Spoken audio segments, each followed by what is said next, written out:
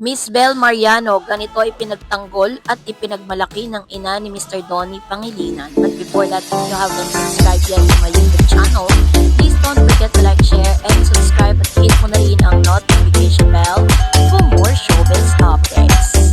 Bago tayo, of course, magpatuloy sa ating updates for today's video, nais ko pong pasalamatan kayo for always watching and trusting this channel. Thank you so much sa inyong laging panonood at palagi ang pagsubaybay sa mga updates po natin. Maraming salamat po. And now, let's watch this video. My Donnie. Kamusta sila ni Bel Mariano? They're gonna be doing projects together soon. I'm not at liberty to say anything. Yeah, but they're going after strong. Roja, yeah, Don Bell. is How Don do you Bell. find Bel? Bell is a lovely person. I'm a Don Bell fan. So it's very public. Does Bel run to you for advice about Donnie? No. No. Are you close? Gaano kayo ka-close ni Bel? Well, kasi they're always together in projects and I'm Donnie's co-manager. So I'm there a lot. So, humingi din sa'yo ng advice? Wala. Kasi, about career? No. What's your favorite Don Bell movie or series? Can't buy me love. Siyempre. And speaking of love, kasi love month, how do you keep the fire burning? Kayo ni Anthony, grabe, nagda-date na. Sa mundo ng showbiz kung saan mabilis magpalit ang uso at bituin, bihira ang mga kabataang artista na nagtatagal at patuloy na hinahangaan, hindi lamang ng fans kundi pati ng mga veteranong personalidad sa industriya. Isa sa mga batang aktres na patuloy na pinatutunayan ang kanyang halaga ay walang iba kundi si Miss Bel Mariano. At kamakailan lamang isang kilalang personalidad ang hayagang nagpahayag ng kanyang paghanga at pagmamalaki ang aktres at life coach na si Miss Maricel Laksa. Hindi lingid sa kaalaman ng marami na si Maricel Laksa hindi lamang isang aktres kundi isa rin siyang ina, mentor at inspirasyon sa maraming kababaihan at kabataan. Kaya naman sabihin niyang very proud siya kay Bel Mariano, maraming netizen at tagahanga ang napangiti at napasang-ayon. Pero saan nga ba nagmumula ang paghanga ni Maricel kay Bel at bakit itinuturing ng marami na si Bel sa pinakamagaling at pinakaresponsableng young star sa kanyang henerasyon? Sa salitang very proud ay may bigat lalo na kung nagmumula ito sa isang tulad ni Miss Maricel Laksa. Hindi ito basta papuri para sumabay sa uso, pero ito ay isang pagkilala sa pagsisikap sa ugali at sa tamang direksyong tinatahak ni Bel Mariano ngayon.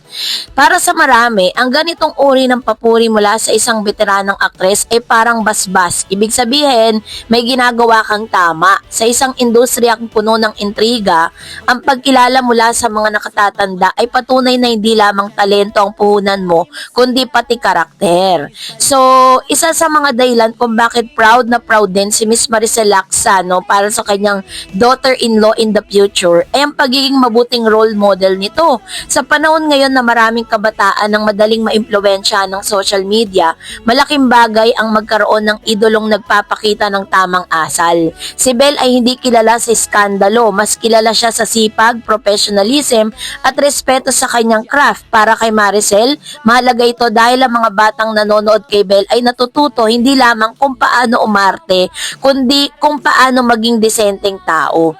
So matapos lumabas ang balitang proud si Miss Maricel Laksa kay Bel Mariano, bumuhos ang positibong reaksyon mula sa netizen. Marami ang nagsabing deserve ni Bel ang papuri. At ayon pa sa ilan, bihira na raw ang mga batang artista ngayon na may ganitong klaseng disiplina at humility. May mga magulang din na nagsasabing mas kampante silang pinapanood ang mga projects ni Bel sa kanilang mga anak dahil alam nilang may magandang aral at hindi bastos ang imahe nito. Ito ang uri ng reputasyon na mahirap buuin ngunit madaling masira. Kaya lalong kahanga-hanga na napapanatili ito ni Bel. Kung tutuusin, parang itinuturing nilang isang veteranong artista si Bel bilang anak ng industriya. Isang batang lumaki sa harap ng kamera ngunit hindi naligaw ng landas. At dito pumapasok ang maternal instinct ni Maricel Laksa bilang isang ina. Nakikita niya kay Bel ang isang batang babae na pinoprotekta ng sarili, ang pamilya at ang pangalan ng kanyang binubuo. Para kay Maricel, ang tagumpay ay hindi lamang masusukat sa award o ratings, kundi sa uri ng taong ang nagiging kahabang tinatahak mo ang rurok ng kasikatan. So, hindi madali ang posisyon ni Bel Mariano. Bata pa siya, ngunit dala niya ang expectation ng industriya, ng fans at mga taong naniniwala sa kanya. Ngunit sa kabila ng pressure, nananatili siyang kalmado at focus at isang katangian lalong ikinabilib ni Miss Maricel Lacsa. Sa opinyon ng marami, kung magpapatuloy si Bel sa ganitong landas, malayo ang mararating niya. Hindi lamang siya magiging isang sikat na aktres, kundi isang respetadong personalidad at isang bihirang kombinasyon sa showbiz.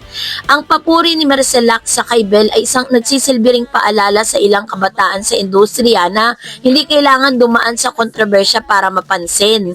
Hindi kailangang isakripisyong prinsipyo para sumikat. Ang sipag at talento at mabuting asal ay sapat na para magtagumpay. Sa huli, ang pagiging very proud ni Miss Maricel Lacsa kay Bel Mariano hindi lamang balita kundi isang makahulugang kwento. Kwento ng isang veteranong babae na kumilala sa potensyal at kabutihan ng isang batang aktres. Kwento nito ng pag-asa na sa kabila ng gulo at ingay ng showbiz ay may bituin pa rin nagniningning dahil sa tamang asal at puso. So, kaya naman marami pong mga Don Bel fans na talagang namanghano dun sa mga naging pahayag nitong si Miss Maricel Lacsa para po kay Miss Bel Mariano. Si Bel kasi ay unang nakilala siya bilang isang child star sa murang edad niya. Namulat siya na sa harap ng kamera at sa hirap ng trabaho sa industriya ng aliwan. Ngunit hindi tulad ng iba na nawawalang spotlight habang tumatanda, si Bel ay unti-unting humuhubog sa kanyang pangalan hindi lang dahil sa kanyang ganda, kundi dahil sa kanyang dedikasyon, disiplina at talento. Habang lumalaki, kapansin-pansin ang pagiging maingat ni Bel sa pagpili ng project. Hindi siya nagmamadali na maging sexy o kontrobersyal. Sa halip, pinili niyang linangin ang kanyang kakayahan sa pag-arte, pag-awit at pakikitungo sa tao. Dito nagsimulang mapansin ng mga nakatatanda sa industriya, kabilang na si Miss Maricel Lacsa. So, si Maricel naman ay kilala din hindi lang sa kanyang papel sa telebisyon at pelikula, kundi bilang isang hands-on mom at life coach.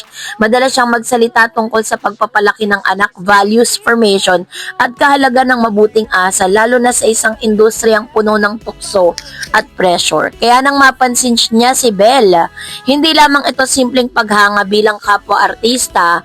Para kay Maricel, si Bel ay isang modelo ng kabataang may prinsipyo. Isang batang marunong magpakatotoo at isang anak na may pagmamalaki ng sino mga magulang. Ayon sa pahayag ni Maricel sa ilang panayam at social media post, humanga siya sa kung paano magdala ng sarili si Bel, mahinhin, magalang at profesional. At sa likod ng kasikatan, nananatili umano itong grounded at marunong respeto sa nakatatanda at sa kanyang mga katrabaho. Kaya no wonder why hanggang sa ngayon, sobrang isa rin sa mga prayers siguro netong si Miss Maricel Lacsa nang maging endgame talaga, itong si Miss Bel at saka si Donnie. Kasi parang ano talaga sila they are meant to be. Pareha sila ng values, pareha sila ng faith. At the same time, is talagang nananatili silang grounded. Yan laging sinasabi ni Miss Maricel patungkol kay Bel. Kaya, hindi po ako naniniwala dun sa mga nambabash na parang hindi raw gusto ni Miss Maricel si Bel.